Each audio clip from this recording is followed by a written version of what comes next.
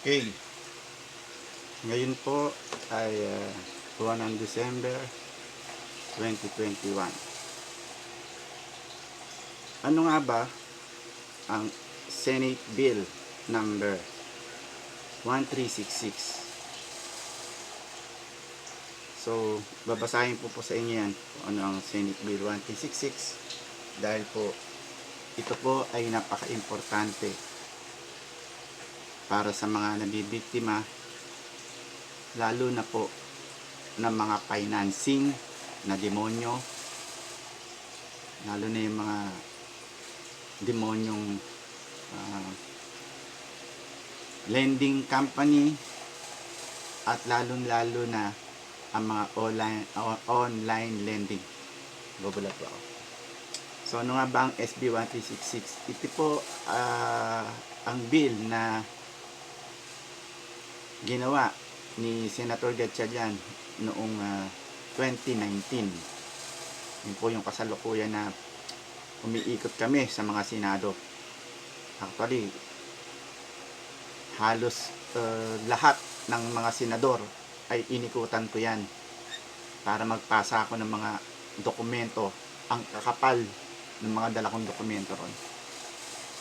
Sa nangyari sa ginawa sa akin ng demonyong financing na hindi makatao, hawak nila ang judge, hawak nila ang fiscal, hawak nila ang lahat, hawak nila ang sheriff.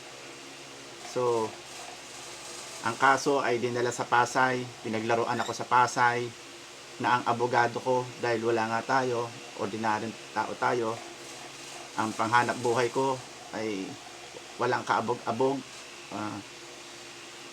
inagaw sa akin ng mga taga Global Dominion ng wala sa tamang proseso. Although may kasama silang sheriff, pero puro illegal, puro technicality ang ginawa. At ang kaso sa Pasig ay dinala sa Pasay. So maraming taktika silang ginagawa. Kasi po, ang mga abogado nito ay isang pulotong na mga dating mga panahon pa ng mga Aquino. At yung ibang abogado nila ay mga nandito sa panahon ng mga kasalukuyang presidente. Ganun po sila kagulang. Lagi po sila may mga panapat. Ang mga abogado po nito ay mga dating piskal ng DOJ, dating arbiter, malakas po sa mga government office. Dahil po, pag naging piskal po, alam niyo naman po, karamihan po dyan, 99% galing po nilang PAW. So, magiging boss nila yan, magiging head po yan ng isang district, ang Public Attorney's Office. After po maging head ng isang district, magiging fiscal po yan. After po maging fiscal yan, magiging judge po yan. So, ganun po katindi ang connection nito. At marami po akong na-research na karamihan din sa mga may-ari ng mga financing, lending. Ang nakakalungkot po, karamihan po dyan ay mga judge pa, or mga grupo ng mga abogado na konektado po talaga. Pagdating po sa SEC, nung lumapit ako nun sa SEC, ang sagot sa akin ng SEC, wala silang jurisdiction. So bakit? Ang sabi ni Bangko Sentral, sila ang puntahan kasi walang control si Bangko Sentral. Kasi hindi nila regulated yan. Kaya ganun. So pinapunta ako ni SEC, nung nagharap-harap kami, conference, ang katwiran ni SEC, wala silang jurisdiction. Tanging bylaws lang ng korporasyon, kung ano yung sinamit sa kanilang bylaws, yun lang daw ang pwede nilang pakialaman. Bakit? Nagpapautang, legal, binibigyan nila ng permiso, wala silang control sa regulasyon kung kahit ano ang gawin. At sabi naman po ng korporasyon, ng mga global demonyo, ang sabi po nila ay wala rin po raw silang pananagutan doon sa tinatawag na collection department nila. Dahil po daw, yun po daw ay hinard lang nila Although talagang tao nila kasi doon nag-oopisina sa kanila yung collection department nila, pati ang legal department nila. So malaking malaking kawalang yan na sumisira sa buhay ng napakaraming tao, gaya na lang ng nangyari sa akin. 3 taon ako lumaban, pero walang nangyari. Pinaglaruan ako sa korte. Dahil pati abogado ko ay ayaw ako ilaban. Ganun po katindi. Bandang huli na pumilit akong lumaban, ako na mismo ang nagtataas ng kamay sa judge na gusto ko ilaban. Actually, namatay po yung unang judge na karma. Pati po yung sheriff. So may pumalit na judge, mabait-bait naman. Yung pinagbigyan ako tayo na ituloy yung trial. Pero nung nalilinawan na sa korte, lahat nakawalang niya ang ginawa nila, ay nagkutsabahan na po sila. Napalitan po yung abogado ko at pilit po akong pinapipirma ng bagong palit na abogado ko sa Public Attorney's Office. Pinapipirma po ako ng voluntary surrender. Although, ilang taon na, bago pa lang kami nag-file ng loan, pera po ang niloan namin, ay pinapirma na kami ng mga blankong dokumento. Lahat po ay blanco. Plus, pinapirma po kami ng 24 na cheque na walang date, walang amount, na ginamit po nila sa akin. Take note, ginamit nila sa akin, sa amin, pang blackmail. Dahil kahit ano gawin nila, hawak ka na nila sa leeg. Pwede nilang lagyan nyo ng milyon, kung ano man gusto nilang gawin sa'yo, pwede nilang kasuhan, hawak ka nila sa leeg. Kasi, requirement sila magpapirma ng check in blanco. Kasama po yun, nakita ko po yan dito sa SB 1266. So, lahat po nakawalang niya ang kademonyo ang ginagawa ng mga to. Hindi ko lang alam kung tao pa ba itong mga to. Ang SB 1366 po ay ginawa sa Senado noong 2019. Babasahin ko na lang po, pasensya na po kayo kung medyo pa yung mata ko, medyo mabagal po ako magbasa. At saka hindi naman po tayo ganun kagaling, hindi po tayo ganun kasing talino ng mga abogado, pero hindi po tayo sinungaling. Nakagaya ng mga abogado, ang gagaling magsinungaling. Yung tama, ginagawa nilang mali, yung mali, kaya nilang gawing tama. Kasi may mga tama po yung mga yan eh. May tama po sila sa utak. So, ito po, introduced by Senator Win Gatchalian. Regulating the debt collection practices of debt collectors to protect borrowers from abuses, harassment, unfair treatment, and misrepresentation. Explanatory note.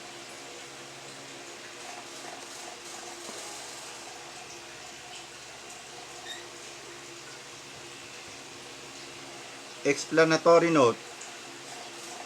With the steady growth of the Philippine economy, the increase in the purchasing power of middle-class Filipinos, and the emerging reliance on the technology and the internet, complaints on widespread use of abusive, deceptive, and unfair debt collection practices by many creditors and debt collectors have proliferated.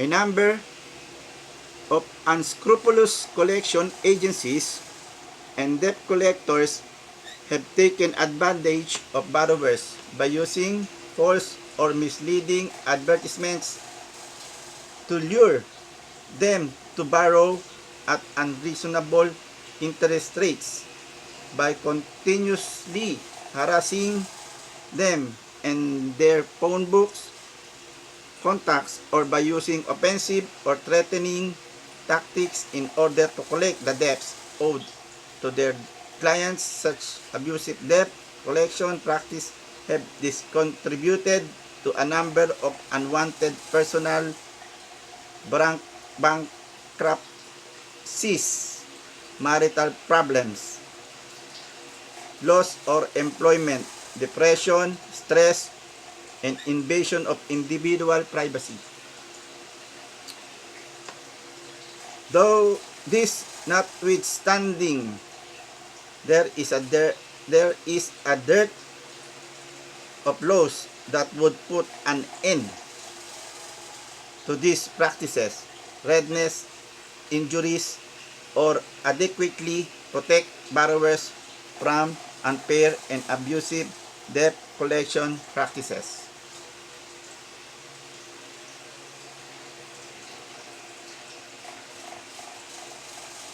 Accordingly, this measure aims to eliminate, if not minimize, unfair and abusive debt collection practices conducted by debt collectors against consumer borrower by providing allowable means to acquire location information of the borrower and enumerating prohibited acts.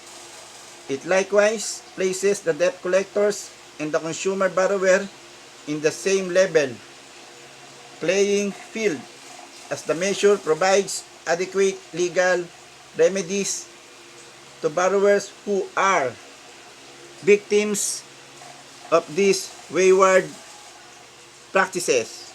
In view of the foregoing passage of this bill is earnestly sought. Ayun po, malinaw na malinaw. Di ba?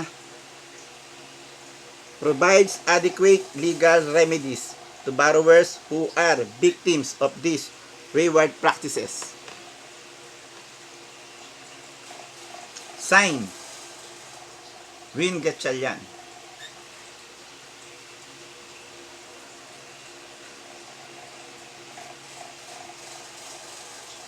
Ito na po ang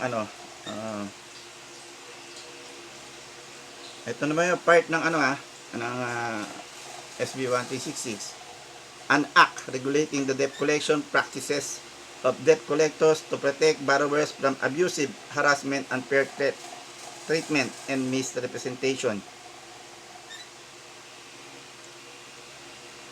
Be it enacted by the Senate and the House of Representatives of the Philippines in Congress assembled. Number 1, Section 1, short title, this act shall be known as the Fair Debt Collection Practices Act.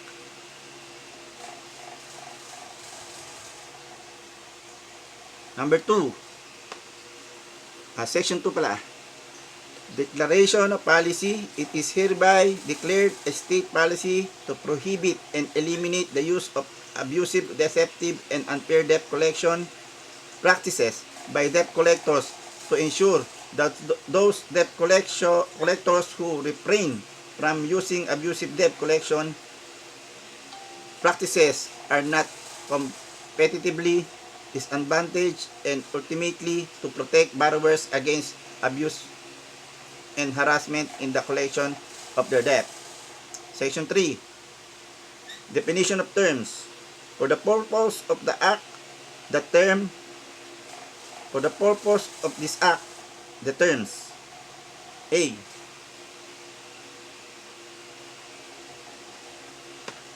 debt collector means any person who uses any instrumentally or any business, the principal purpose of which is the collection of any debts, or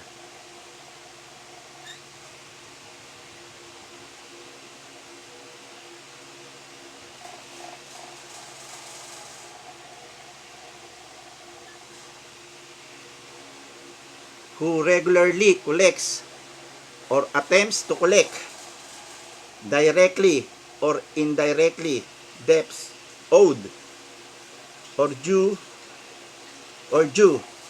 or asserted to be owed or due another.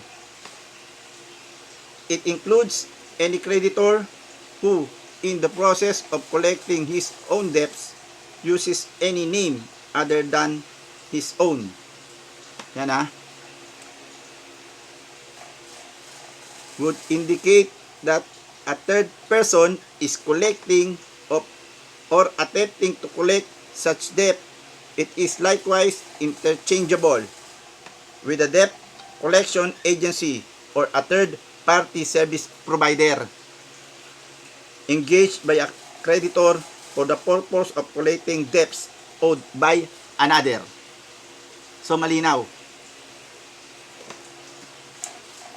Yung mga third party na yan na sinasabi nitong mga itong mga demonyong financing na wala silang pananagutan kasi inarkila lang nila, parang inutusan, hinire lang nila, diba? Ang galing ng mga palusot talaga, talagang yan utak ng mga mga magagaling na abogadong gumana dyan sa mga pasikot-sikot dyan. Alam nila kung paano nilang at karamihan doon sa mga collection agency na to konektado sa malaking opisina, karamihan dyan mga abogado alam niyo na kasi collection agency yan, kaya tawagin nila yan parang legal team. Legal team, pero illegal lahat ng ginagawa.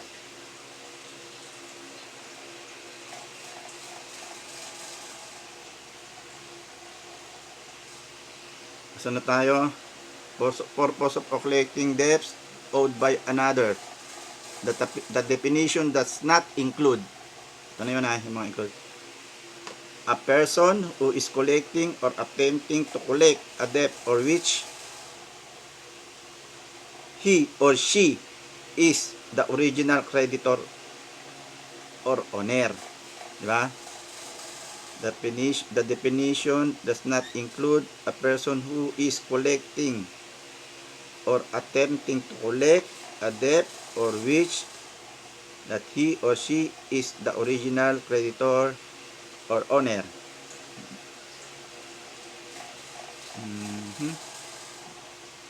Two, a business that acquires a debt or debts through the seizure of accounts receivable under a security agreement.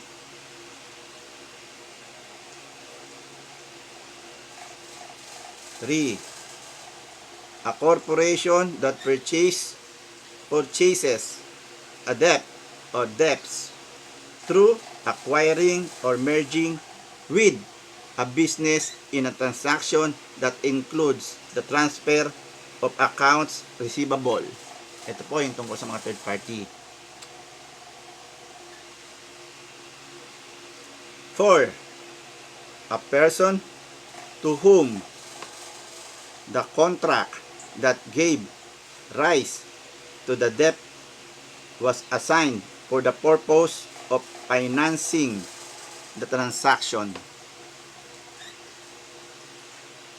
5. An officer or employee of that creditor who is in the name of the creditor collects the debt for the creditor.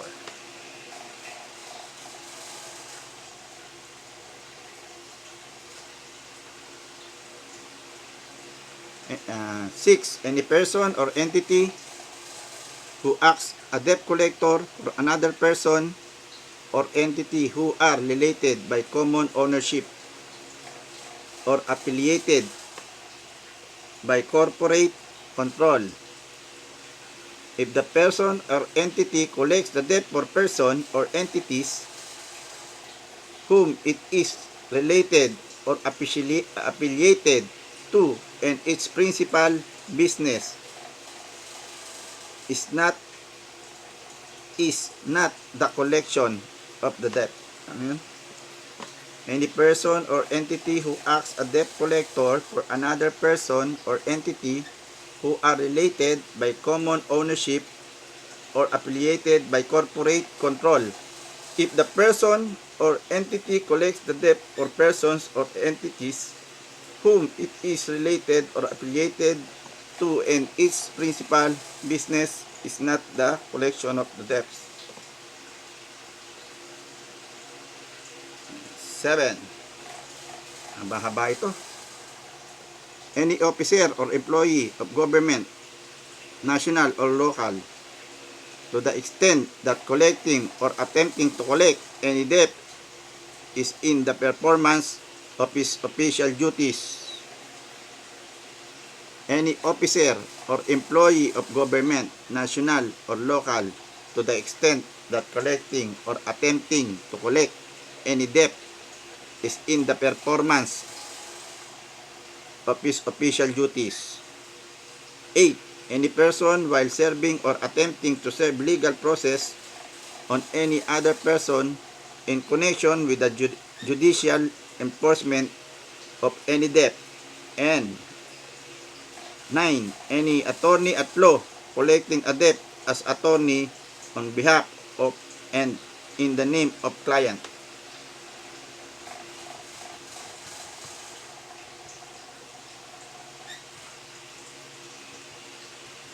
So maaari nyo rin po itong i-search nyo to baka kaya nyo i-search, hanapin po ninyo i-search nyo lang po sa Google. So nasa Google din naman po ito. Para sa iba, binasa ko na din. B. Contact means communication by telephone, mobile phone, facsimile, email, automated call system, text messaging, or any other modes, or in person, including messages left for a debtor with another person, or by voicemail, or on an answering machine, or any other form of communication not specifically included, but does not include communications that the debtor was expressly consented to or solicits in advance. Yun po, yung mga ginagamit nila yung mga telepono, yung mga para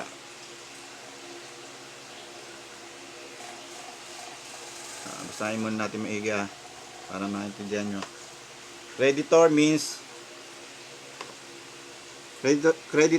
a person to whom a debtor owes a debt or who has extended credit to a debtor, including but not limited to credit in the form of a sale on credit, a loan of money, or the provision of goods and services. It includes a financing company and a lending company. D. Debt means a monetary obligation enforceable at law, owed by a debtor, including but not limited to a purchase on credit, accounts receivable, a loan of money, or the provision of goods or services. E. Debtor means an individual who has an obligation for a debt, including but not limited to the owner of a sole proprietorship, a member of a partnership, or an individual who has provided a personal guarantee.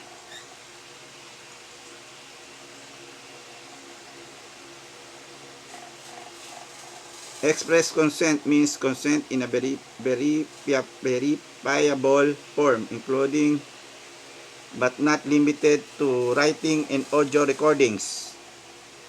Representative means a person other than the debtor or creditor that is duly authorized by the debtor or creditor to contact or to be contacted and communicate with about the debt.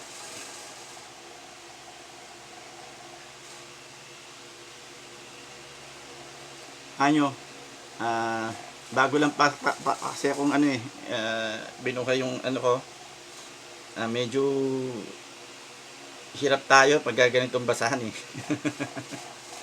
yung mata pa medyo talagang bertuhan. Nasa section 4 na tayo. Acquisition of location information. Number 4, Section 4, acquisition of location information. Ito yung sinasabi.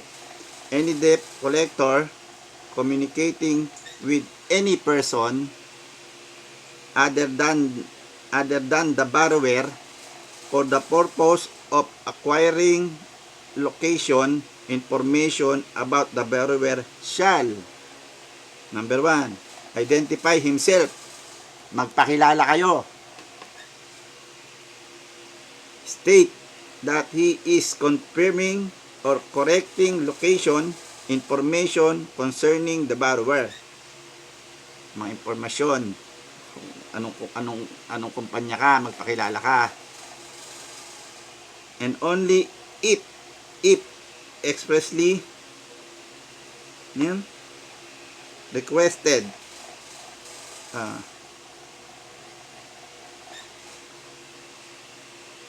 and only if expressly requested, identify his employer. Yun, pag sinabihan nyo sila na magpakilala, dapat papakilala sila.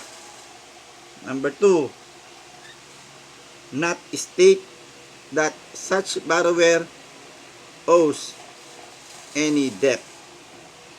Number 2, not state that such borrower owes any debt. Number 3, not communicate with any such person more than once unless requested to do so by such person or unless such debt collector reasonably. Tama ito. Kasi yung mga bobong agent yan,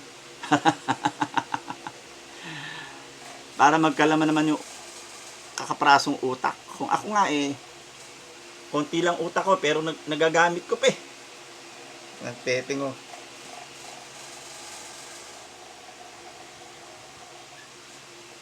Pwede naman gamitin. At konti. Believes that the area response of such person is erroneous or incomplete and that such person now has a correct or complete location information. 4. Not communicate by postcard.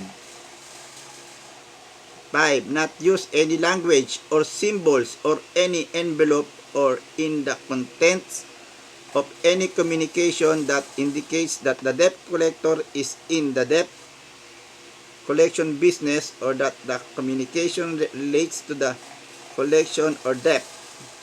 Number 6. After the debt collector knows the borrower is represented by an attorney with regard to the subject debt and has knowledge or can readily ascertain such attorney name and address, not communicate with any person other than the attorney unless the attorney fails to respond within a reasonable period of time for the communication from the debt collector.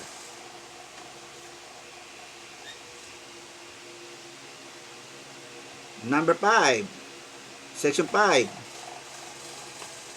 Allowable debt collection practices. Financing companies, lending companies, credit card companies, creditors, debt collectors, and third-party service provider engaged by creditors, collectively known as the debt collectors, may resort to all reasonable and legally permissible means to collect amounts due them under the loan agreement, provided that in the exercise of their rights and performance of their duties, they must observe good faith and reasonable conduct and refrain from engaging in abusive, unfair, and untoward act enumerated in this act. Section 6.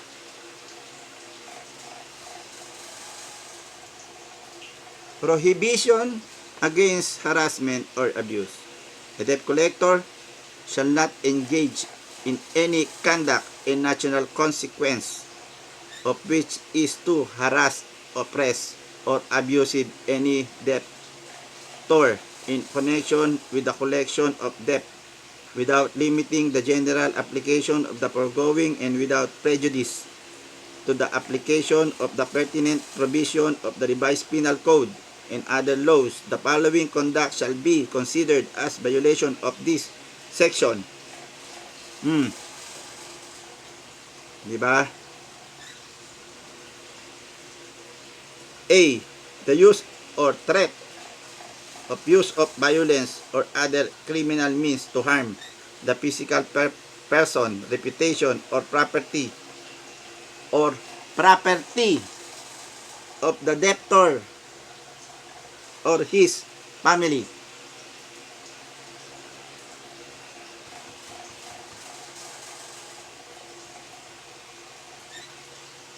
So wala naman sinabi doon na ano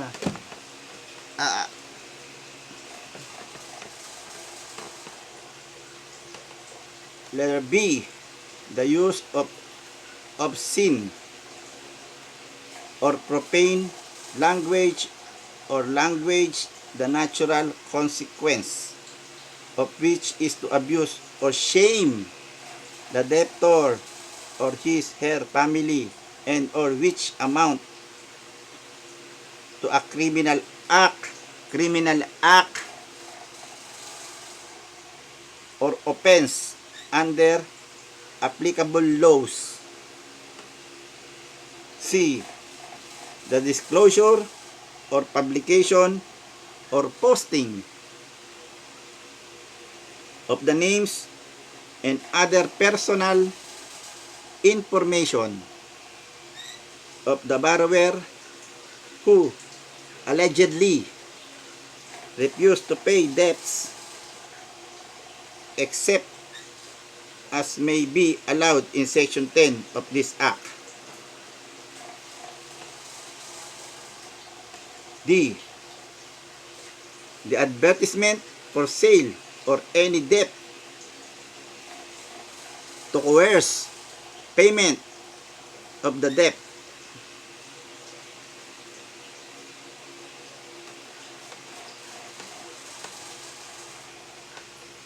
Causing a telephone or mobile phone to ring or engaging any person.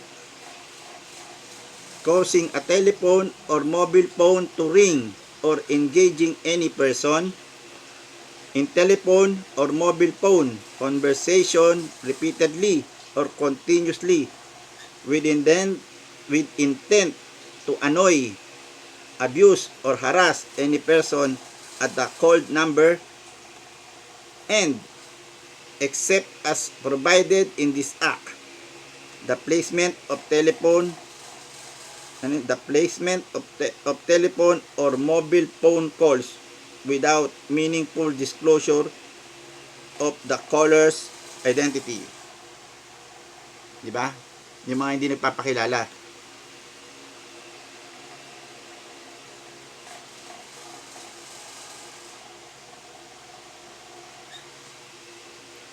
Section 7. False or misleading representation. A debt collector shall not use any false, deceptive, or misleading representation or means in connection with the collection of any debt without limiting the general application of the foregoing and without prejudice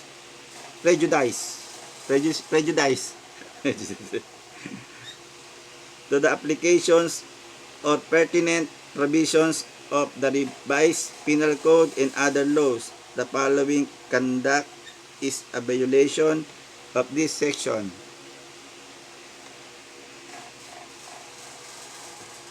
The unauthorized use of any badge.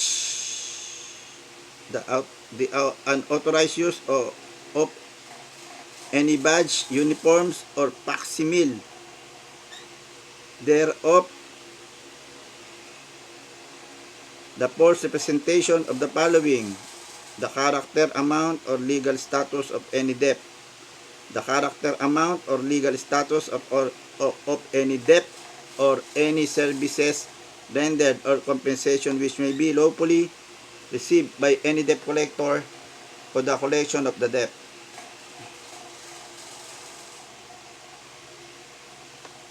3. The false representation or implication that any individual is an attorney or that any communication is from any attorney. Yun po yung mga pinapadalang mga peking mga demand letter. Yan yung mga peking attorney. 4.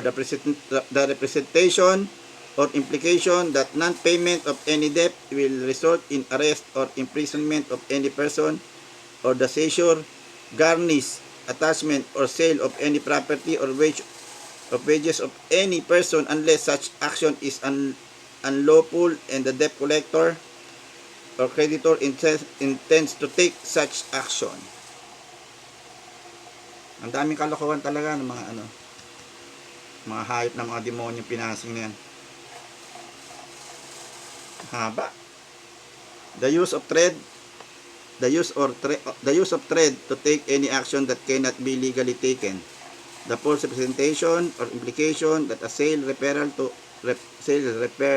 or other transfer of any interest in a debt shall cause the borrower to A. Lose any claim or defense to payment of the debt,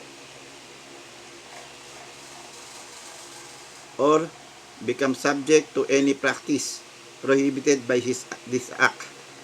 7. The false representation or implication that the borrower committed any crime or other conduct in order to disgrace the borrower.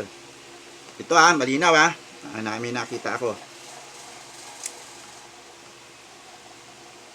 The false representation. Oy, Robocas, makinig kayo. The false representation or implication that the borrower committed any crime or other conduct in order to disgrace the borrower. Yan, makinig kayo mga bobokas. Communication or threatening to communicate to any person credit information which is known or which should be known to be false, including the failure to communicate that a disputed debt is disputed.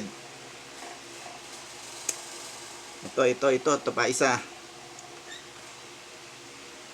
Communication or threatening to communicate to any person credit information.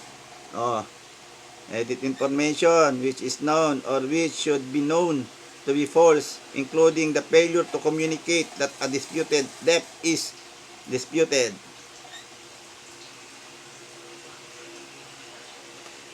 The use or distribution of any written communication which stimulates or is falsely represented to be document authorized, issued, or approved by any court. Yung mga sinasabing may kaso kayo sa korte, sa branch ganito, na peke-peke. Ito po yun.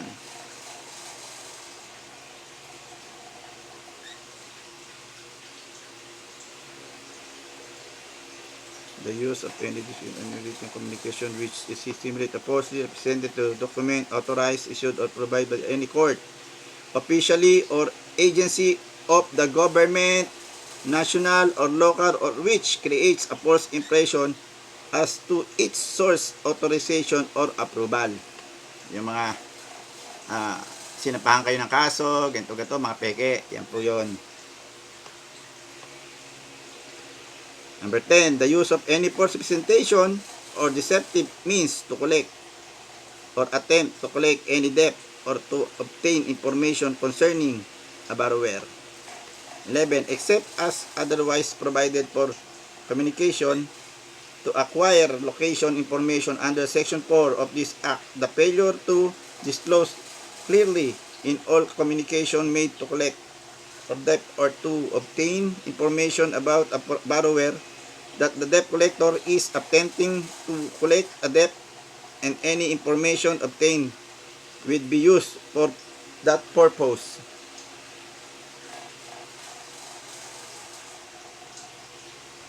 The false representation or implication that accounts have been turned over to innocent purchaser for value. 13. The use of any business company or organization name other than the true name of the debt collector's business company or organization. And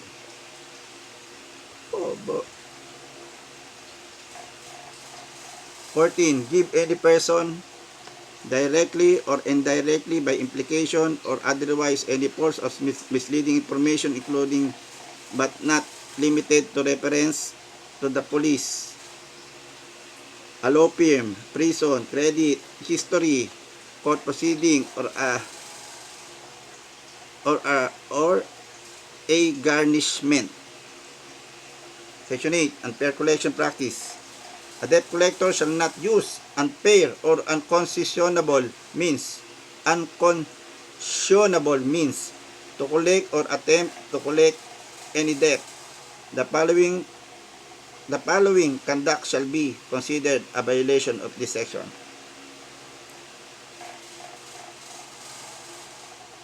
Number 1, the collection of any amount, including any interest, fee, charge, or expense incidental to the principal obligation unless such amount is expressly authorized by the agreement creating the debt or permitted by law. Number 2, the acceptance by a debt collector from any person. Ayun, ito na. The acceptance by a debt collector from any person of a check or other payment, cheque, instrument post-dated by more than 5 days unless such person is notified in writing of a debt collector intent to deposit such check or instrument not more than 10 nor less than 3 business days prior to such deposit. The solicitation by a debt collector or any post-dated check or other post-dated payments instrument for the purpose of threatening or instituting criminal prosecution. Number 3, the solicitation by a debt collector of any post-dated check or other post-dated payment instrument for the purpose of threatening or instituting criminal prosecution. Gagamitin yung blankong cheque para i-blackmail ka. Ha? Depositing or threatening to deposit any post-dated check or other post-dated instrument prior to the date on such check or instrument. Causing charges to be made to any person for communication by concealment of the true purpose of the communication. Such charges include but are not limited to collect telephone calls and telegram fees. Number 6, taking or threatening to take any non-judicial action to effect dispossession or disablement, disablement of property if taking or threatening to take any non-judicial action to effect dispossession or disablement of property if there is no present right to possession of the property claimed as collateral. If there is no present right to possession of the property claimed as collateral through an enforceable security interest, there is no present right to take possession of the property.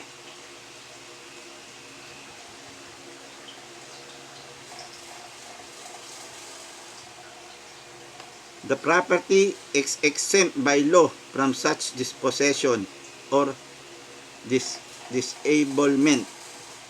Using any language or symbol other than the debtor collector address or any envelope when communicating with the borrower by use of the mails or by telegram except that a debt collector was used by his name if such name does not indicate that he is in debt collection business.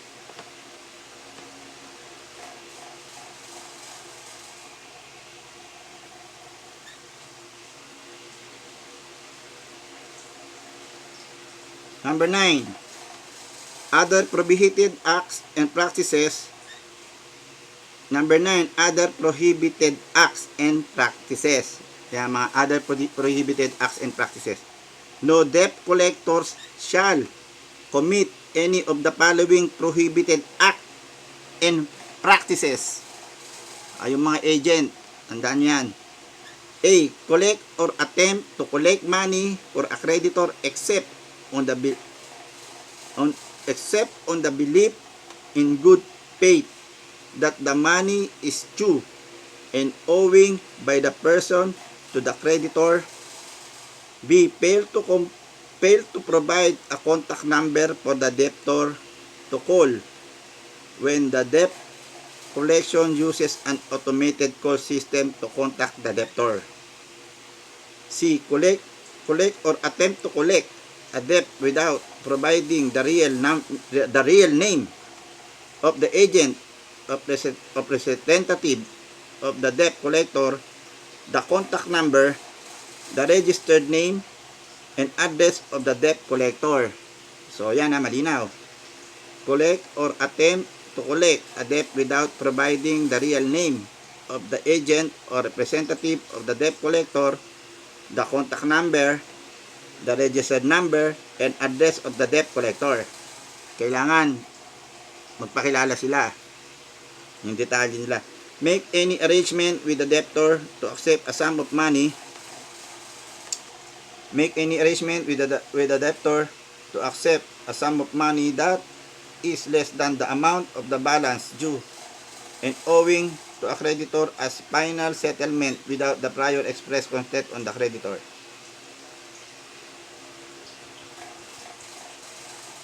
Fail to provide a written report on the status of the account of any person with whom the debt collector transact with.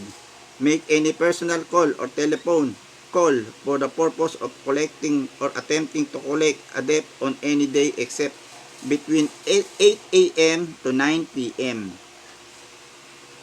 Directly or indirectly threaten or state an intention to proceed with any action for which the debt collector does not have the prior express consent of the creditor or for which there is no lawful authority.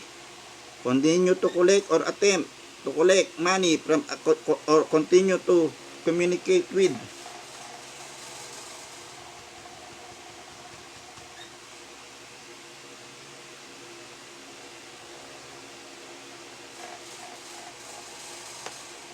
A person who has informed the debt collector that he or she is not the debtor, unless the debt collector first take with all reasonable precaution to ensure that the person is in fact the debtor, or the debtor when he or she has informed the debt collector by any verifiable means, including but not limited to personal service, certified mail, courier, facsimile, or email, or by any other method that the debt is in dispute and that the debtor wishes the creditor to take the matter to court.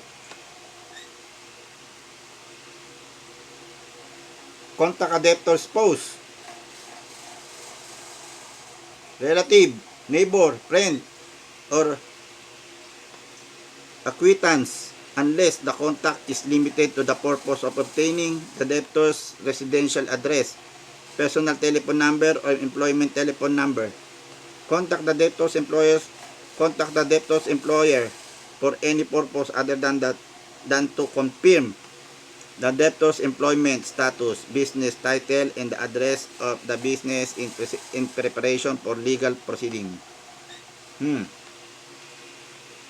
Contact the debtors when he or she has notified the debt collector in writing to communicate only with the debtor's representative, providing herein the current address and telephone number of the same for the purpose of making reasonable arrangement to discuss the debt with the debt collector.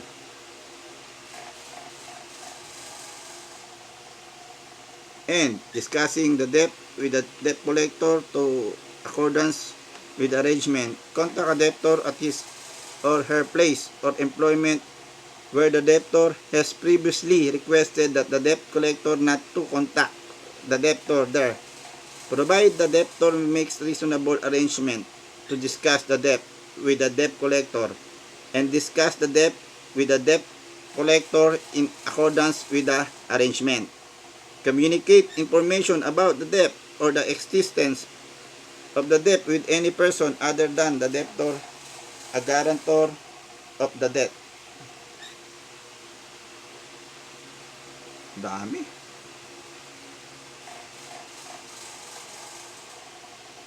Ano naman dami na to. Patuloy pa rin sila, no? Debtor's representative or the creditor of the debt unless the debtor has expressly consented to the same.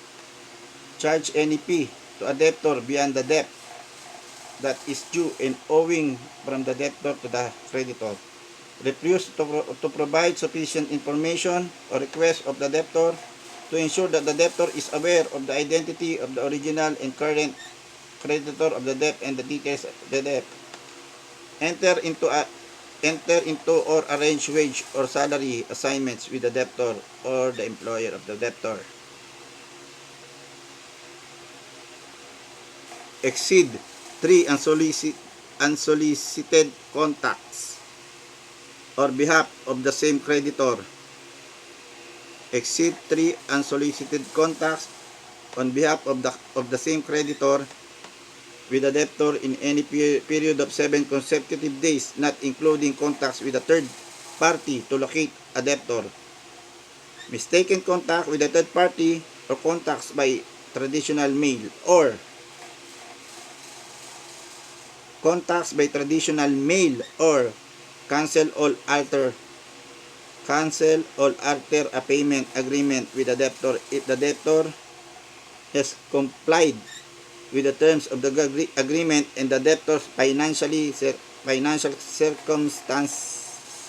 circumstances have not changed materially unless the debtor has misrepresented the debtor's financial circumstances. Section 10. Prohibited agreements. Any agreement entered into the debtor and the debt collection shall be deemed void if the agreement A. Misrepresent the rights and powers of a person collecting or attempting to collect a debt. Misrepresent the obligation of legal liabilities of the debtor. Is misleading as to its true nature and purpose. Confidentially of information, creditors shall keep strictly confidential the data on the borrower except under the following circumstances. Disclosure of information with the written consent of borrower.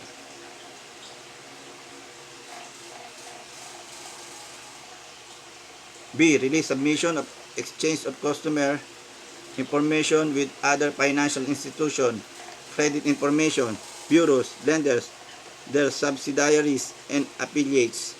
Upon order of a court, upon order of a court of competent jurisdiction or any government office or agency authorized by law. Disclosure by creditors to debt collectors, counsels, and other agents to enforce their rights against the borrower, and disclosure to third parties such as insurance companies solely for the purpose of insuring the creditor from borrower defaults or other credit loss and the borrower from fraud or unauthorized charges. Section 12. Issuance of receipt.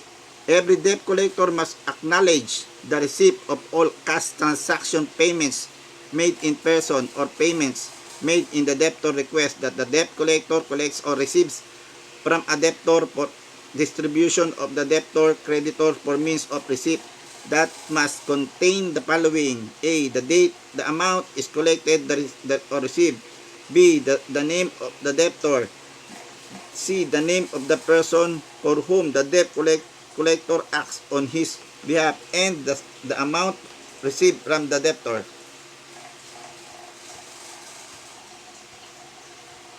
Settlement agreement. If a debt collector reaches a settlement agreement with the debtor, the debt collector must, when the amount, settlement agreement. If a debt collector reaches a settlement agreement with a debtor, the debt collector must, when the amount set out in the settlement agreement has been paid in full, provide to the debtor a receipt containing the amount paid, the name of the creditor or creditors, and the statement that the amount received in final settlement of the debt or debt owing. Baba mo. Section 14, request for accounting. A debt collector must provide the debtor on request with a complete accounting of all the details of the debt. And if such an accounting is not in the possession of the debt collector, the agency must request that the creditor provide it. If within 30 days after receiving a request for an accounting of a debt collector, the creditor has not provided a complete accounting of the debt, and the debt collector must A. Inform the debtor in writing that it cannot provide the accounting and the reasons for it. And letter B. Cease all collection activity for the account and not resume collection activity until the accounting is provided. A debtor may request a complete accounting only when every 6 months unless the debt collector fails to provide a complete accounting as requested. Section 15. Administrative penalties. The Securities and Exchange Commission and the Bangko Sentral ng Pilipinas shall issue their respective rules and regulation for the implementation of the provision of this Act and for the imposition of reasonable administrative penalties and different violation thereof. Section 16. Civil liabilities. Amount of damages. Any debt collector who violates any of the provision in this Act with respect to any person shall be liable to such person in an amount equal to the sum of any actual damage sustained by actual person as a result of the violation. In the case of any action by an individual, such additional damages as the court may allow but not exceeding 30,000 pesos, or in the case of a class action, such amount for each named plaintiff as could be recovered under paragraph and such amount.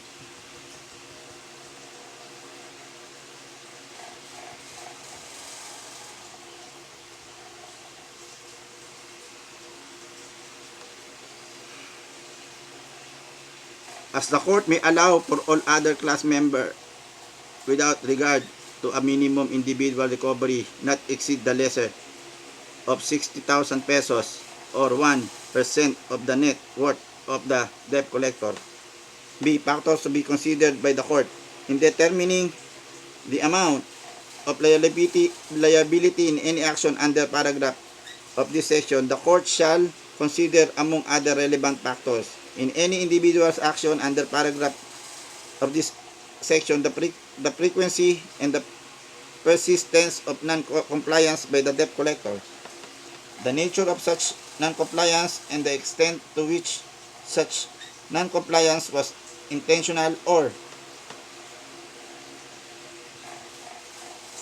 in any class action under paragraph of this section, the frequency and persistence of non-compliance by the debt collector the nature of such non-compliance, the resources of the debt collector, the number of persons adversely affected, and the extent to which the debt collector's non-compliance was intentional. C. Intent. A collector may not be held liable for any action brought under this section if the debt collector shows by a preponderance of evidence that the violation was not intentional and resulted from a bona fide error in good faith. Jurisdiction. D. Jurisdiction. An action to enforce any liability created by this act may be brought in any appropriate court using as jurisdictional basis the amount of debt involved. Section 17,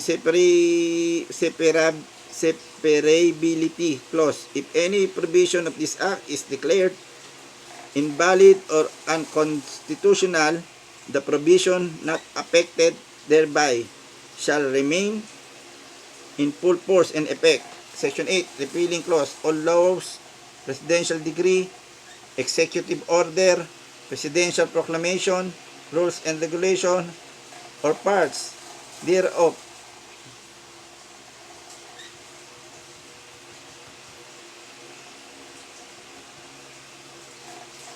contrary to or inconsistent with this act are hereby repealed or modified accordingly. Section 19, effectivity. This act shall be effect 15 days after its publication in the official gazette or at least 2 national papers of general circulation. Approved.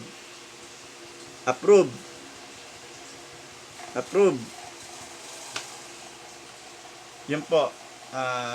Maaari nyo rin po itong i-search nyo po yung sa Google po yung mga tungkol sa SB 1366. Maaari nyo yun pong i-search sa Google yung mga existing ng dati ng batas, yung sa